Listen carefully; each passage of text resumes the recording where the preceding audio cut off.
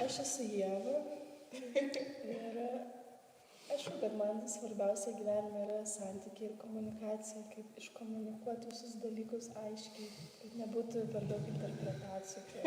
Tai šitas gal dalykas yra gan keblus, bet tuo pačiu labai reikalinga šitą išjausti. Per jausmą, nes per protą, tai čia mes jau bandėm daug išprotauti. Užsisukam. Jo, man svarbiausia yra tas santykis darnus šeimoje, kas prasideda nuo santykio su savim. Ir būti tikru iš tikrųjų. Beatričė, parašyk, ar dabar gerai matosi. Aha, Olegai, sveiki visi, kurie dalyvaujat. Parašykit, ar gerai matosi ir gerai girdisi dabar gerai. Reiškės, nusimestas kaukės visose situacijose, absoliučiai. Ir netgi prieš save, net kartais aš pats tik tai susivokiu, kokias kaukės turiu ir kad visas nusimest. Kad būčiau tikras sau, tikras tau ir visiems. Tai man svarbiausia. Iš tokių aukštesnių čia temų gal žiūrint.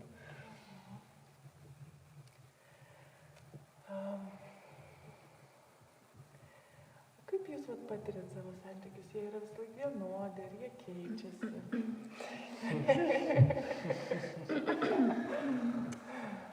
Nuolat banguoja. Čia tai toks, pas mus yra, kaip pasakyti, pastovumas tame, kad nuolat nepastovu viskas yra. Tai išmokti banguoti, kartais išmokti neprisijungti prie kito bangavimo per daug, nes tada, kai jau dvi audros vienoje vietoje, tai jau perauga, jau nebesuvaldoma situacija. Tai dinamikos labai daug. Labai tikrai, iš tikrųjų, tie santykiai tai nėra viskas ten taip, kaip, nežinau, filmuose pavaizduota.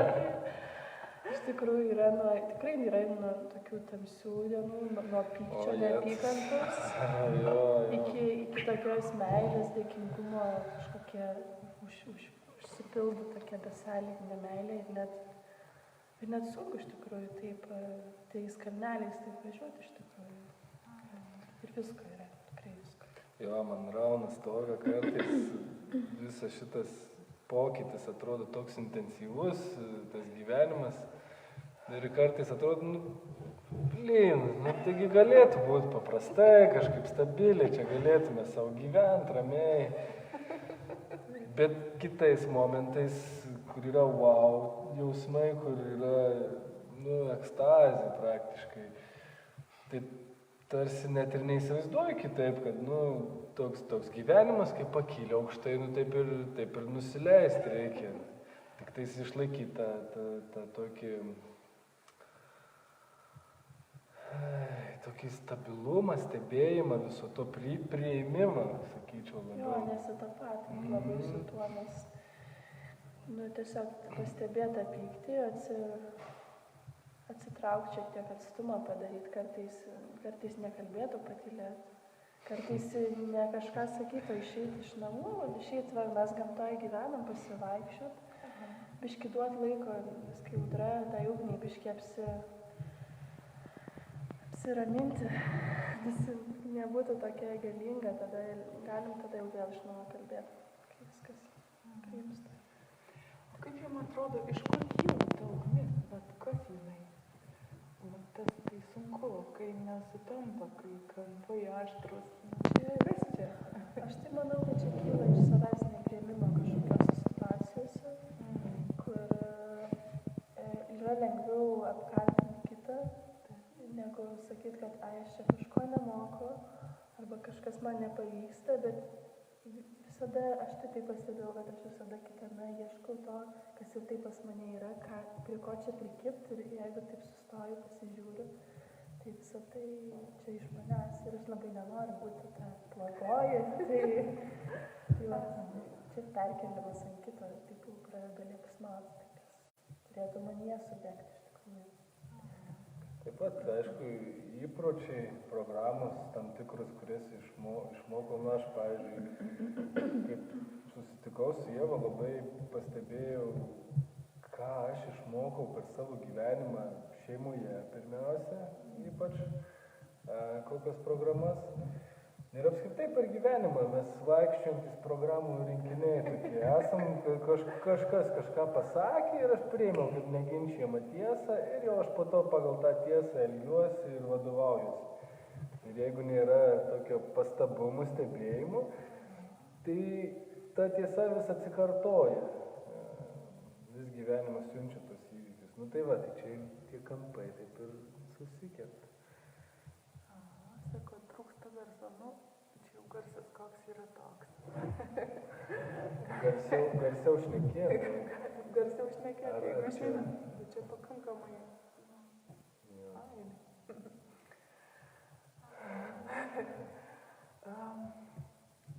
Ir aš girdžiu, kad yra svarbu tas stebėjimas, nu, va, tas sąmoningumas, ne, va, stebėjimas, pastebėti, kas čia darosi.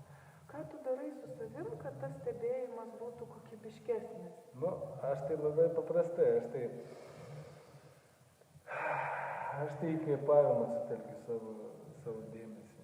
Aha. Aišku, kartais net ir tai nepadeda, reikia labai daug kvėpuoti. Nu, tiesiog atsitraukti iš situacijos, net nebūtinai fiziškai kažkur toli atsitraukti, bet tiesiog tarsi galbūt susikoncentruoti į širdį, galbūt į kažkokią kūno vietą nukreipti dėmesį.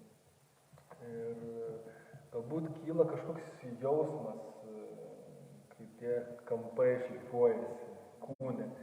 Ir va susikoncentruoti į tą jausmą. Ir tada padeda, aišku, tas derinimas su kvėpavimu. Tai čia toks mano paprasčiausias dalykas, ką aš darau. Yra kažkokios dar savęs auginimo praktikos, kurios galbūt paprastos, galbūt sudėtingos, kiekvienas turi savas, tai ką jūs darot, galbūt turit kartu kažkokius ritualus ir gal turit dar atskirai kiekvienas savo tam saviugdai, savęs auginimui kažką, ką darot. Kūryba, aišku. Ta kūryba, tai aš negaliu dabar pavadinti, kad yra mano kūryba ar kažkieno. Aš jaučiu, kad aš esu įrankis. Tiesiog per mane yra tokia energija, kuri negali būti išreikšta žodžiais, nes atrodo, nu žodžiais nepaaiškinsi.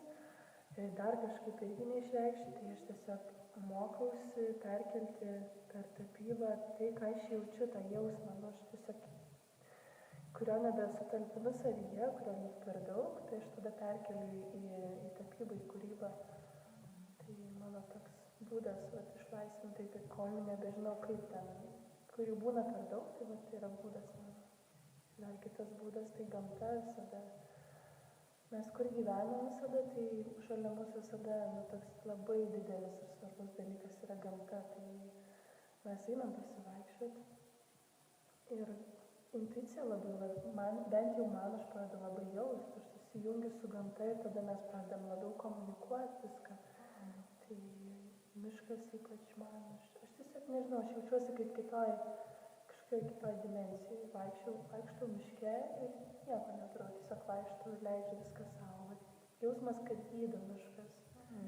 Mes visada, kai jau būna pas mus užviršyje emocijos ir visi nesusikalbėjimai, mes turim sėsti, išvažiuoti kažkur į mišką ir pasivaikščioti.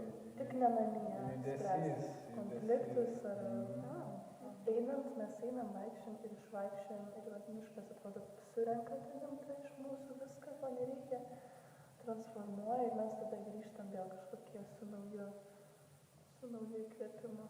Ir gamta kaip išeinat iš tos situacijos, tai fiziškai einam ir išeinam. Labai svarbu kūną jausti tuo momentu, kai kažkas, nes jeigu į mintis užsisuku, tai tada ten viena kita veja, bet sustabdyti tas mintis, bet ne tai, kad su jom kovojant, bet realiai sugrįžtant į kūną. Tai man, pavyzdžiui, kaip Ieva irgi sakė, judėjimas man dar padeda šaltas vanduo, aš kai įlendu ten, aišku, anksčiau biškai per daug tam užsišaldžiau, taip pajaučiau, bet kas nuo karto įlyst ir taip tarsi visą tą kūną prajaust, kaip ten viskas gyva yra.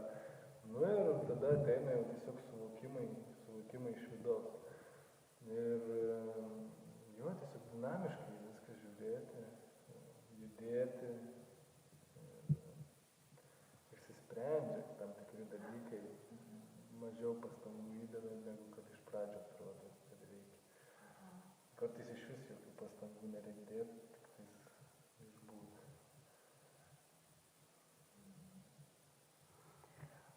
Kokį jūs randat savo atsakymą, dėl ko jūs sukūrėt šitą šeimą? Dėl ko jūs esat joje? Man pirma mintis tai dėl meilės. Nes aš kai pamačiau Ievą pirmą kartą, tai man viskas aišku buvo. Aš grįžau tada namo ir pirmą kartą tėvam pasakiau, va, suradau, sakau. Nei vienos moters taip nebuvo, kad pristatyčiau netgi tėvam, ten užsiminčiau kažką ten. Po to iškart pamačiau, kad va, su šitą moterim vaikų galiu turėti. Ir tai įvyko. Ir tas vaikas yra meilė. Jo, man tai yra meilė, bet man iškyla toks, kur labai daug pamokų. Mes taip kaip kokios sielos susitarėm, kad susitiksim tam tikrų metų ir vienas su kitu padėsim perėti tam tikrus dalykus, kur, pavyzdžiui, neutralizuoti kažkokias programas atsineštas iš savo tėvų, iš kažkokias nuoskaudas vienas kitam padėsim išgydyti arba tiesiog vienas kitu yra kartais drąsiau eiti ten, kur baisu, kur kažkas nauja, tai mes tokie būdai, kur kaip ir norim abudu stabilumo, bet pirminis vis tiek mes norim nuotykių, o kai kartais nuotykiai nėra komforto zona. Priešingybės stabilumui. Visiškai. Gal iš tikrųjų, kai tikrai taip savo pasakydavau, o jeigu man liko labai nedaug laiko gyventi, ko aš noriu? Ir tikrai nenoriu namų statytis, tik aš noriu nuotykių, aš noriu patyrimų, aš noriu keliauti, tada kaip ir aišku, kodėl mes esam tokioje dinamikoje ir kodėl pas mus nėra paprasta, nes mes nekuriam paprastumo, tokio kažkokio namo, vaiko, medžio, ne tai mūsų tikslai visai. Ir tuo pačiu ir bet tai. Bet tai tiesiog pasiekmes to, ką mes ir taip darom, tai anksčiau ir vėliau atsiteiks. Mes labiau į nuotykius keliaujam gyvenimą. Į patį, neinvestuojam į kažkokius gal objektus, į daiktus, bet investuojam į patirtis, kas mus per tai yra viskas. Aš tiesiog anksčiau gyvenau tokį, kaip čia, palaidą gyvenimą, galima taip pasakyti, normalų gyvenimą, žiūrint iš kažkurios standartų. Ir aš turėjau tokią pusės metų tokią kelionę, tokį celibatą, atsiribojimą nuo visko. Ir aš tada tiesiog sąmoningai nusprendžiau, kad jau man užtenka šitų vienadienių, ten vienanakčių santykių. Ir kad sekanti moteris, su kuria susitiksiu, jau aš su jai keliausiu gilyn, kiek įmanoma. Kaip nesibaigia, taip nesibaigia. Parašykit, ar dabar jau geriau girdisi. Atrodo, tik dar nauji horizontai atsiveria, dar daugiau visko, to, ko net nebūčiau įsivaizdavęs anksčiau. Tai jums šeimos prasmė yra meilė ir patyrimas kartu, augimas kartu, kažkaip taip?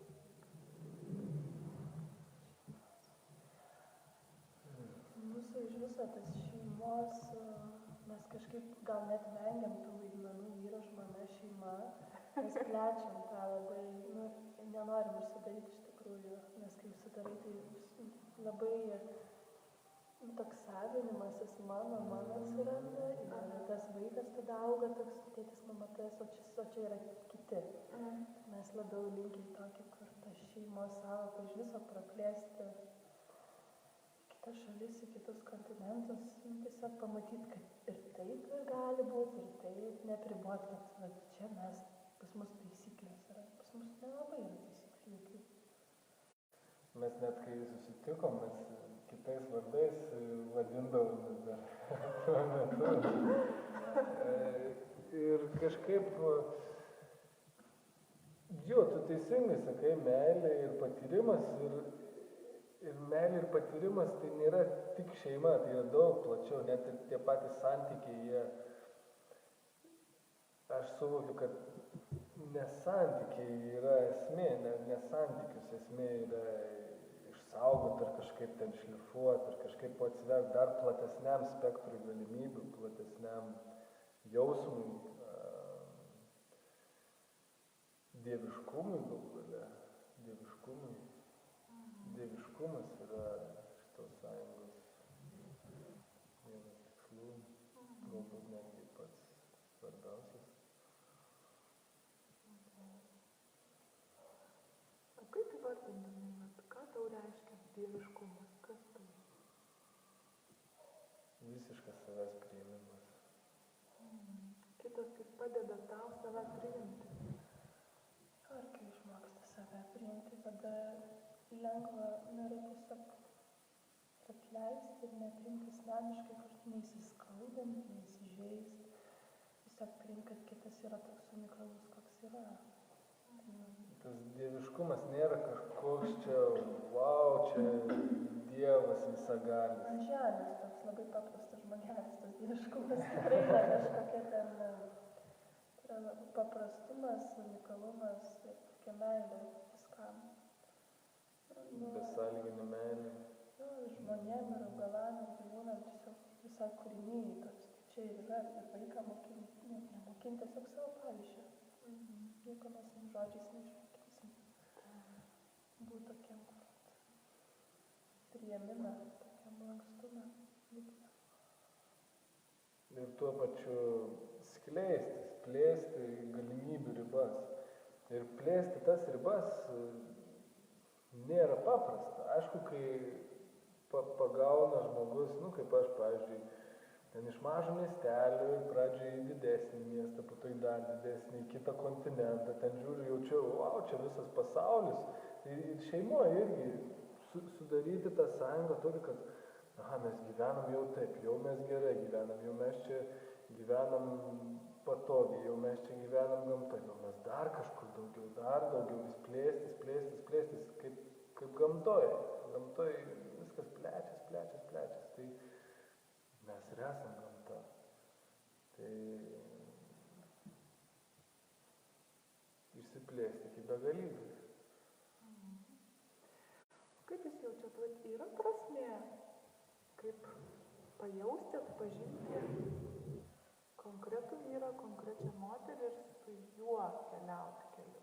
Ne vienam, o su konkrečiu žmogumi.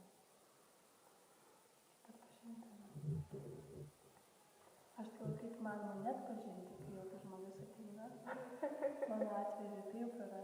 Aš iš karto čia labai jautrumas gal yra toks pas mane, kur iš karto sukirba ir tada visas dėmesys kažkur jau ten, ir tada uždavinėjai klausimus ir viduje ateina toks, kad kai aš jį sutikau, atsimenu, tai aš ne iš karto, aš galvoju, wow, čia kažkoks įdomus žmogus, bet aš ne pačią sekančią dieną, aš suvokiau, kad čia šitas žmogus tiesiog ėjo mintis savaime.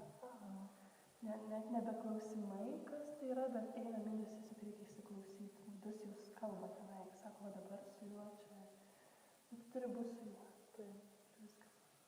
Tiesiog, jūs pat kad aš jį pažinojau. Aš jau tikrai nebuvo, kad vieną dieną aš jį žinau. Tiesiog buvo jausmas, kad šitą žmogų iš kažkur. Mano atveju to. Iš jausmo.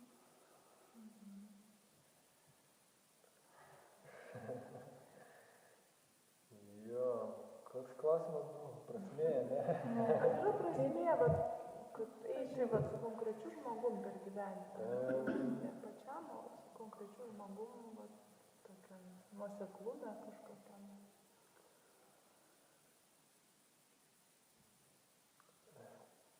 ne. Jo, tas ir yra, vat, aš tai matau, kad kiekvieną akimirką, kiekvienas žmogus, nu, vat, ir aš gaunu tai, ko aš noriu ir aš matau tame prasme. Jeigu aš tam suteikiu prasme, aš tai prasminu, tai ir yra man tada prasmė. Man būdavo prasmė anksčiau gyventi vienaip. Po to aš ten persikėliau į kažkurią kitą šalį, aš dar kitaip gyvenau. Sutikau aš ją, mano visos prasmės anksčiau buvusios išėjo kažkur ir nauja prasmė atsirado. Tai ar tada tai, kam aš prasmę anksčiau teikdavau, nebetenka prasmės? Tai tuo metu tai man ir buvo prasmė, dabar man yra kita prasmė. Tai iš esmės visą laiką tas yra. Aš taip matau su konkrečiu žmogum. Tai iš tikrųjų viena didžiausių mano pamokų, suvokimų, tai kad kai prasideda nepatogu, kai skausmas, kai kančia ir kai sugebama per tą pereiti, tada viskas dar pagilėja. Tada galima sakyti, tada dar daugiau prasmės atsiranda. Dar būti meilę tą skausmą. Kur nueini į tamsią pusę ir tada daugiau šviesos atsiranda. Toks diapazonas nėra vienos pusės, niekada nebus, kad būsit laimingesni. Tai bus ir ateis gyvenime ir daugiau iššūkių. Taip yra. Toks tokia augimo kaina. Jeigu nori daugiau dirb. Tai taip ir yra. Nes jeigu giliai pažiūrėjus, tai tas skausmas, tai jis vis tiek realiai yra iš vidaus. Kad, galima sakyti, čia man kitas žmogus sukėlė tą skausmą. Jeigu esu prisirišęs dar prie to kito žmogaus, tai tada dar labiau aš jį tarsi kaltinu, tada čia man jisai. Bet jeigu koks nepažįstamas, lygiai tą patį gali padaryti veiksmą, ten dalyką, bet to skausmų kaip ir mažiau. Tiesiog artimesni žmonės tą jungtuką, žinai, kurį paspausti, net patys realiai nežinodami. Čia toks paradoksas. Išbandys negyvai. Jo. Randa tai kokias jautrias vietas, tiesiai taikinį pasuk. Jo, čia iš tikrųjų, čia ir labai padeda tas stebėjimas ir sąmoningumas, kad gal galima tą mygtuką kažkaip, gal aš galiu nejungti tam žmogui kažkaip kitaip, aš jam galiu parodyti ar elgtis, nemokinti to kito žmogus, man atrodo labai svarbu. Jeigu kažkas paprašo, kad duok man patarimą, tada taip, bet jeigu jau vyksta toks mokinimas, čia kažkaip netaip jau darai, tada labai didėja tas skausmas iš tikrųjų.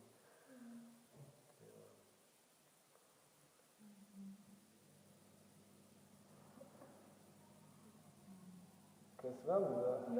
Man tai vis dar kirba, kad su tuo vienu žmogum kažkada gal atrodė tai vertybė išgyventi visą gyvenimą, iki gyvenimo pabaigos prisiekti, dabar man tai nėra siekiamybė. Tai man su kuriuo aš, pavyzdžiui, visada galvoju, kad aš jau turėsiu sutikti su savo vyrą, labai svarbu, kad jo tėvai nebūtų išsiskyrę. Ir žinoma, tai aš taip galvojau, tai pritraukiau tą variantą, kad tėvai jo išsiskyrė. Nes man atrodė, kad jau aš turiu, kaip čia galima išsiskirti, juk reikia gyvenimo galo, dagyventi. Taip. Ir aš dabar matau, ateina kartais į gyvenimą žmonės, kurie gal 10 mečių, gal 5 metam, tu išmoksti pamokas ir jauti, kad judėti toliau pirmyn, bet viskas, padėkoti už tos santykius ir viskas. Gyventi harmoningai iki dienos pabaigos, čia jau yra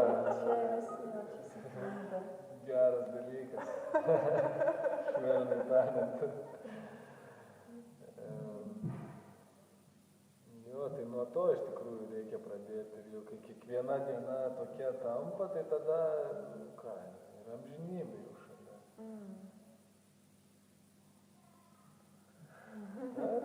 Taip. Aš taip matau. Ir iš tikrųjų,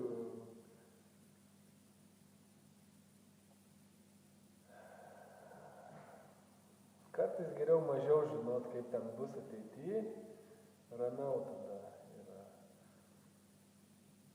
tiesiog eiti tuo keliu. Jo, tiesiog eiti dabar svarbiausia.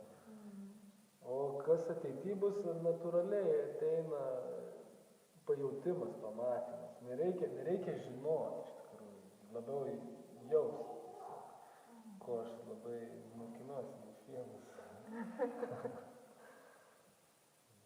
Jo, labai didelė kančia susikuria, kai sugalvoji, kad turi būti taip, ar negi taip, ar santykiuose, va, ten mūsų planas pasistatysim namą, ten, pavyzdžiui, mes šnekėjom. Iš 3 metų reikia namą pradėti, praeitais metai niekas nevyksta, tada susikuria kančia, o gal mes neturėjom dar to namo, mes turėjom pagyventi, pakeliauti. Tai ir atsiranda tas, kai protus sukuria, kaip turi būti, tai tas nevyksta. Dažniausiai išmokina mus priešingai, padaro, kad tikrai neturėsi to, ko norėjai. Ir aš pastebėjau dažnai iš žmonių, ar ten artimųjų, ar draugų, kurie protų sukuria, galima protų sukurti, kad va, taip turi vykti ir taip įvyksta, bet aš tuose žmonėse nematau ugnelės, nematau tokio, wow, aš čia sukūriau, čia, wow, čia man tai patinka, aš gyvenu, ten mėgaujuosi savo gyvenimą. Aš tiek žmonių sutinku, kurie viską kaip ir turi, bet jie vis tiek skundžiasi savo gyvenimu, nes per protą yra viskas pastatyta, padaryta, o protas be jausmų yra paprasčiausiai. Tai atrasti tą protą kaip įrankį ir pasinaudoti to jausmu, kaip turi gyvenimas būti. Kiekvienas susikuria.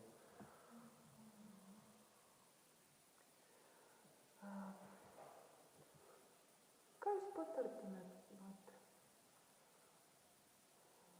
šeimoms, kurios nori skirtis, nebenori būti kartu, nes per sunku? Neskubėti pirmiausia. Duoti laiko kitam žmogui. Kartais užeina tokios tamsios, audringos, nežinau, kaip audros kažkokios, kurios užsitęsia. Tai aš manau, yra būdų dar pabandyti, duoti laiko ir pradėti nuo savęs pokytį, net nereikalauti, kad jis pasikeistų. Ir jeigu išbandai, atrodo viską, tai gerai, tada viso gero, ačiū už laiką. Aš nematau, kad skyrybos yra iš vis blogas dalykas, ar buvimas kartu yra geras dalykas, aš neperskirstau taip. Yra tikrai atveju, kai pats tobuliausias variantas yra išsiskirti. Bet tik tai tada, kai jau įdėjai visas pastangas į savęs keitimą ir pastangas kito priėmimą ir pasižiūrėti, ar tikrai jau nėra ko išmokti vienas iš kito. Ir jeigu sakai, kad tikrai nėra, tai tada viskas. Negalim toliau keliauti. Bet niekad neskubėti. Prasme, pirmiausia yra neskubėti. Nėra kur skubėti. Amžinybė laiko yra, tai vis tiek, jei ne su šitu žmogum, tai su kitu išmoksti, reikės tas pačias pamokas. Tai, o su kitu gali būti dar sunkiau. Vėl nuo starto pradėti. Reiks vėl viską nuo pačių pamatų. O čia yra jau visai išminkintas molis, tai kaip pasakyti, paprasčiau. Tai man. Aišku, labai individualus kiekvienas atvejis. Mano tai toks yra suvokimas, kad jeigu aš išsiskiriu, tarkim, su Ieva,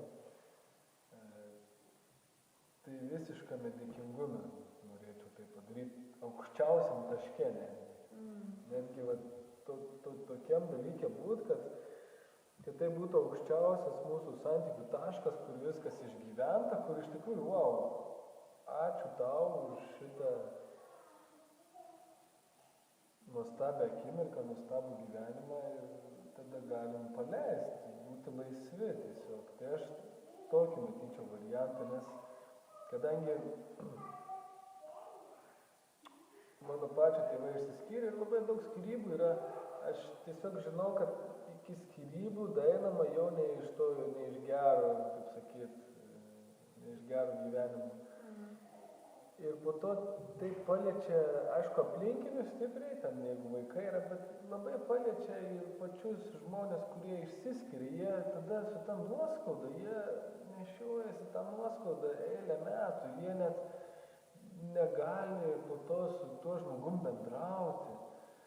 Ir jeigu jie po to pradeda eiti sąmoningumo keliu, tai reikia daug visokių praktikų po to ten atlikinėti, paleidinėti, ten dėkoti, o kai galima tiesiog iš karto su to žmogum tą padaryti. Tai va, tai tiesiog šitą mintis pamastyti, kad jeigu jau aš skiriuosi ir aš galiu išsiskirti dėkingumą, kad man neliktų kažkokio emocinių nuoskaudų blokų. Tai va, taip, šitą mintį pagildenti. Kaip jums sekasi šeimoje suderinti savo asmeninį gyvenimą, asmeninius poreikius, jūsų abiejų ir vaikų? Sunkokai. Mano dar skambėtų komplikuočiau. Čia taip švelniai. Tai įmanoma suderinti, kai neįmanoma nesuderinti. Tai yra situacijų, kai reikia vaikui dėmesį, jis pirmoje vietoje, nes kova prasideda, kam čia mums kovoti visiems. Jo, Kas garsiau rės. Jo, kartais labai pavyksta, kartais visiškai nepavyksta, kad ir dabar, tu sakai, einam, filmuosim video, mes jo, aš pusvalandžio būsim, sakom.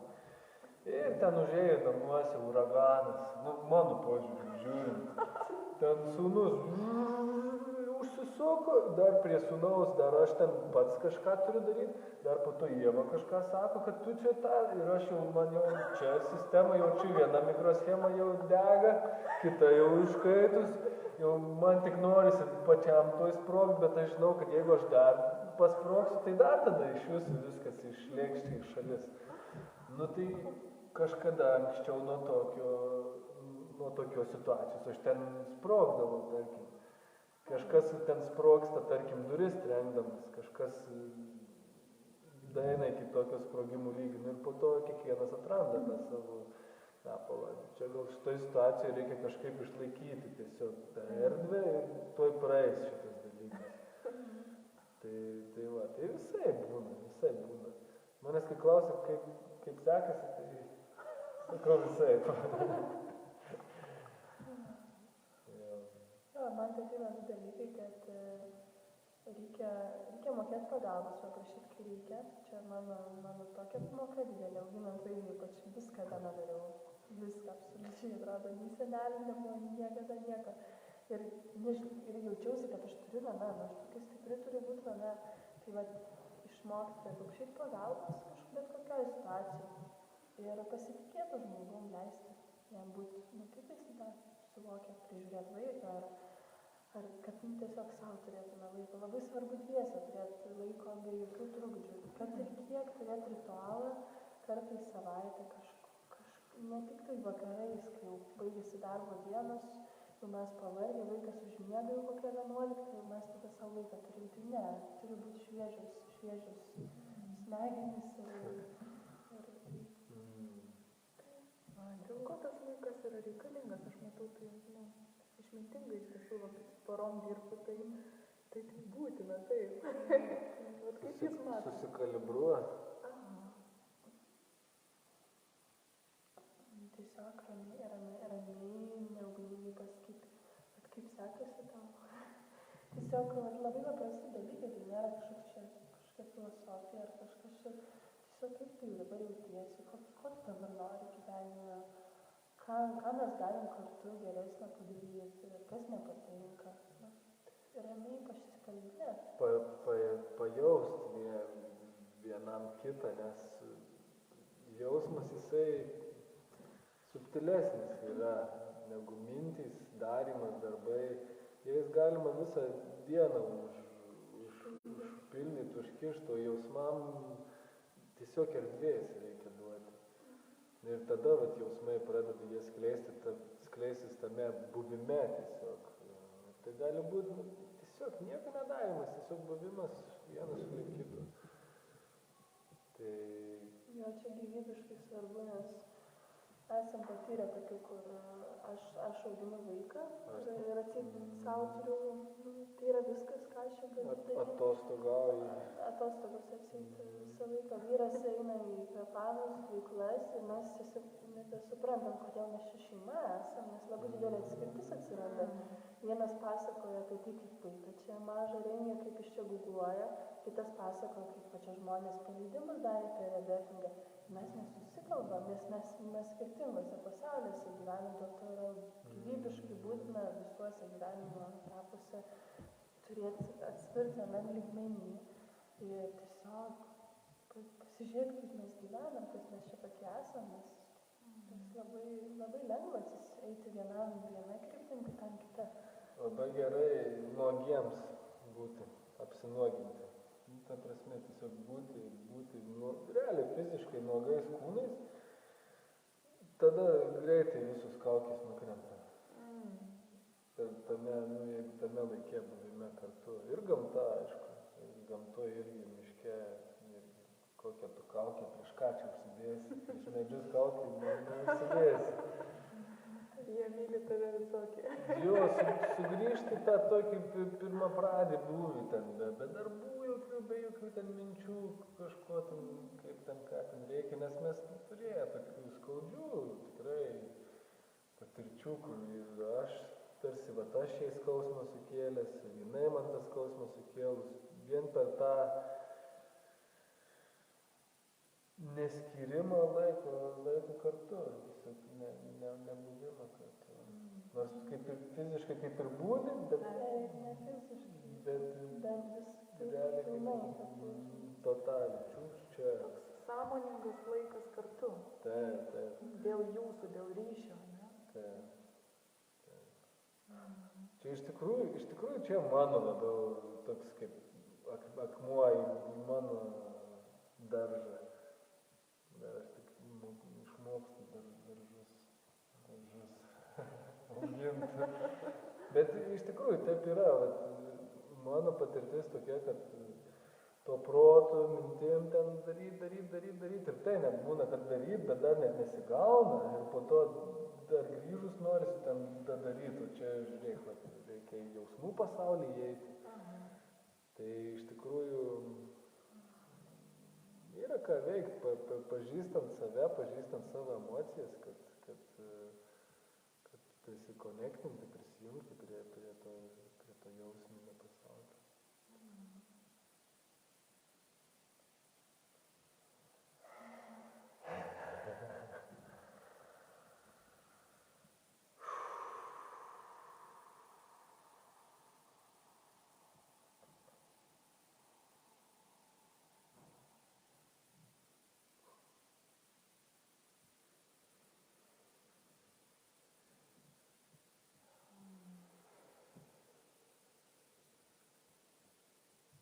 Kas jums yra namai?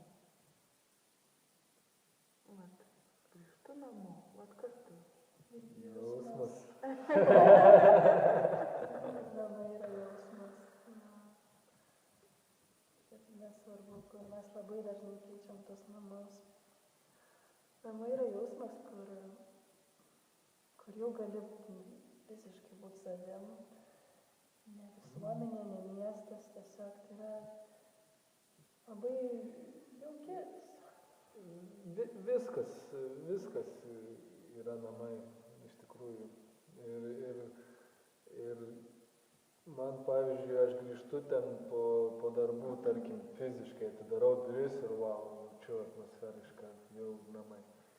Kitą kartą aš grįžtu iš darbų, bet dar parsinešu dar minčių kalną, aš dar iškart nepajaučiu. Galbūt tada aš apsikabinu Ievą, jau tada, jaučiu kaip namuose jaučiuosi. Kitą kartą aš išeinu į pasaulį ir ten man visas pasaulis kaip namai, visi broliai, seserys. Tai jo, tas jausmas, namų jausmas, atrasti, kaip jaučiuosi būdamas namie ir tada visur tą jausmą nešiotis iš tikrųjų su savimi. Tai ir yra namai, visas pasaulis.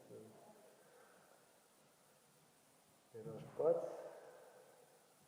Jo, tai atspindys toks savo vidaus, kažkokių ir vertybių ir Ir dalinimas, man tai namai yra tokia vieta, kur nuolat dalintis, priimti, duoti emocijas, davimas maistas.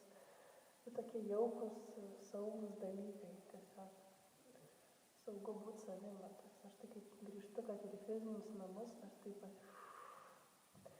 iškvėpti, toks galiu paleisti viską, jau galiu tiesiog būti visiškai savim atrodo. Toks jausmas. O būnant ne namuose, kažkur kitur, tai jauti, kad negali pilnai būti savim?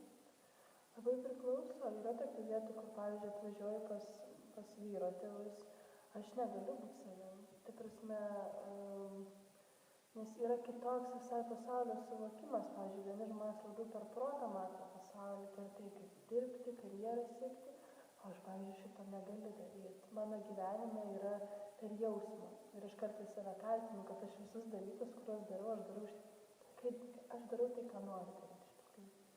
Ir man ir tėvai sakydavo, tu turi dirbti, tu turi tą daryti.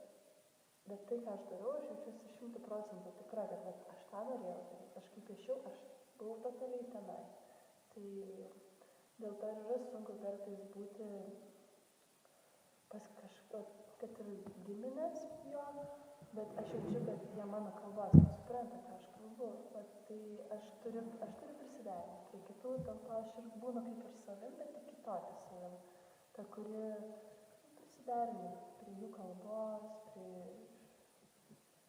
nes atsiranda tokios, matosi labai atsiranda nesusikalbėjimai, kai aš pasakoju apie kūrybą, apie kažkokias vizijas, apie sapnus, jam būna tiesiog nesuvokiami dalykai. Ir kai aš grįžtu, tada aš vėl galiu grįžti į savo tą pilkas drobės. Ir vėl, man tiesiog atgaiva yra tokie dalykai. Aišku, draugai, kiti žmonės, daug galiu būti savim daug. Tiesiog labai daug veidų turiu. Aš visada galvodavau, kad čia gal jau mano dviveidiškumas, bet čia tiesiog aš esu labai įvairialypė. Tiesiog esu su vienais žmonėmis vienokia, su tėvais. Aš negaliu su visais elgtis kaip savo vyru. Tam pavyzdžiui, aš su savo sūnum kitaip elgiuosi, nes jie yra sūnus, jis yra vyras, ten yra draugai ir su kiekvienu yra toks asmeniškas kitoks santykis, kitokius dalykus apsikeičiam, tiesiog su kiekvienu. Kaip skirtinga tarnystė, ne? Skirtingas vaidmuo. Taip, vienam vieną dalyką gali duoti patarimą, gal ar ten kitam apkabinti, kitam gali pyragą atvežti. Nu, tokie visai skirtingi priėjimai prie kiekvieno, kas ką mėgsta. Aš jau.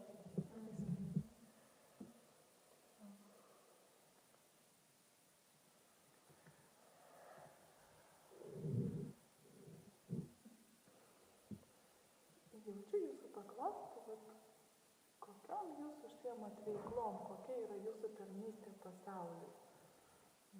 Kuo jūs dalinate su pasauliu? Štai atrodo, tiek apsiėmęs būnu kartais, kad nežinau, ar ką nors padarau. Bet šiaip dabar kaip ir fiziniai tokiai plotmėje, tai palaikau erdvę šitoj sodybai.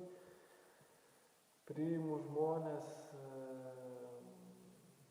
kiek įmanoma organizuoju renginius, ukvedžiauju, kūrenu ugnis, pjaunu žolę, tokius paprastus darbus. Ir tuo pačiu mano kaip mylima tokia veikla yra sąmoningų kvėpavimo sesijų vedimas, tokias aš 2 metai, 3 metai jau pradedu eiti, atradau to kvėpavimo galią ir tiesiog hipnotizuoju žmonės, ne aš pats hipnotizuoju, tiesiog kvėpavimas hipnotizuoja ir žmonės gali patirti save, savo jausmus, savo emocijas, pastebėti savo mintis, pakeliauti galbūt ten, kur kasdieną nenukeliauja. Tai aš tiesiog palaikau erdvę, sukuriu atmosferą, papasakoju kaip, kodėl čia tas vyksta. Ir aš kaifuoju nuo to, man tai yra pačiam labai artima. Tik aišku, kartais jaučiu, kad įsižemint man reikia, tai visą tai ir siunčia tokius žemiškesnius darbus. Ir šiaip šiukšles pradėjau rinkti. Nu, aš jau anksčiau jas rinkdavau, jau aš prieš 5-6 metus man prasidėjo, kur aš jau pradėjau rinkti vis šiukšles.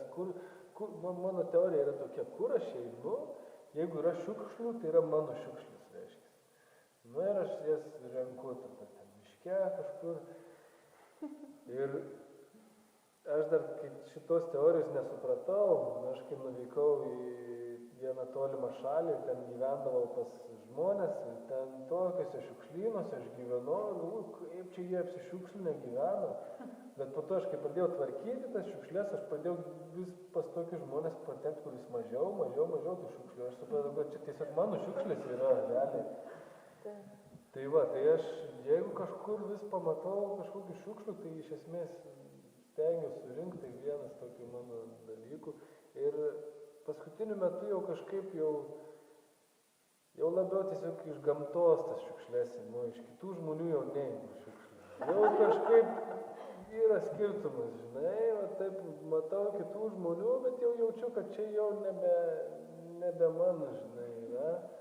O kur gamtoj, tai nors ten, tarkim, kitas žmogus numetė tą šiukšlę, bet kažkaip vis tiek jausmas, kad aš irgi kažkada gal numečiau, dėl to aš tą tarnystę iš gamtos paimsiu šitą dalyką.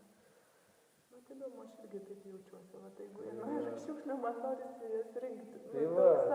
Atrodo tiesiog, tai man buvo ta tarnystė, kuri dabar man yra reikalinga šią akimirką ir jos ateit neišeina. Tai va, tai aš tas fizinės šiukšlės renku, nu ir tas energetinės, galima taip sakyti, tą kvėpavimą, tas emocijas irgi tarsi, aš kaip vedu sesijas, tarsi tampu, jaučiu kaip kanalas, kad padėti žmonėm tiesiog išleisti emocijas, kurios ten skaudžios, tarkim, yra. Tai čia tiesiog pirminis toks dalykas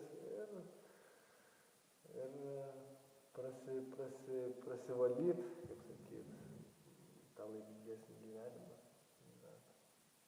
Tai va, tokia mano misija pačiam sukurti, kas prie mano vaimo prisiderina, tai prašom visiems.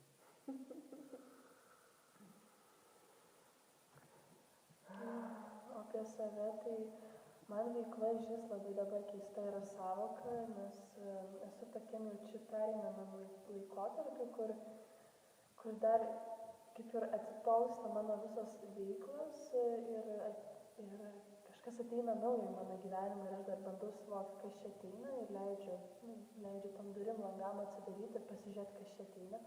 O šiaip anksčiau, tai aš ir vis dar gaminu maistą visokiem festivaliam, retritam, vegetariškai, veganiškai, šventėm, tiesiog visokiem sąmoningiem renginiam aš pasirinkus būtent.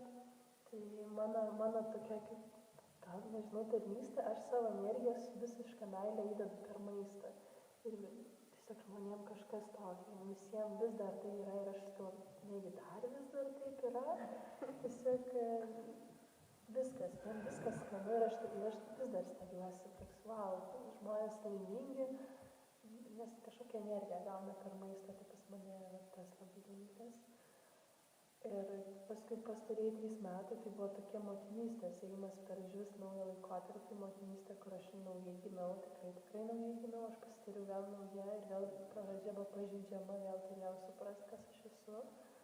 Ir dabar vaikas, kadangi jau eina į darželį, tai kaip ir vėl galiu grįžti į save. Tai reflektuoju per tą kūrybą ir žinau, kad ateis laikas, kai gal pereisi kažkokį kursą žmonėm, nes aš žinau, kad tai gydo. Mano kūryba gydo, tiesiog pagrindinis dalykas, kodėl aš darau.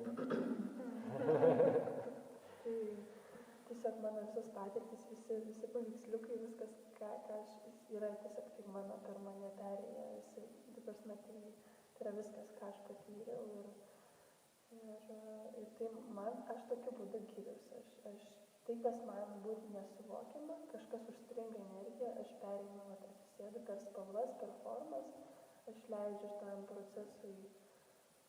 procesui tiesiog įvykti, galbūt net įeiti dar į gilesnį skausmą, kad tą išgyvenčiau iki galo. Tai aš jaučiu, kad ateis toks laikas, kai būsiu ar moterų ratus, ar miksuotas mišrias grupės, kur žmonės, čia nėra esmė apie piešimą, apie patį gebėjimą piešti, tai čia visiškai ne apie tai, čia tiesiog imti veiksmą, imti kažką ir keisti savyje, leisti pamatyti, kas ten yra ir palikti ramybę.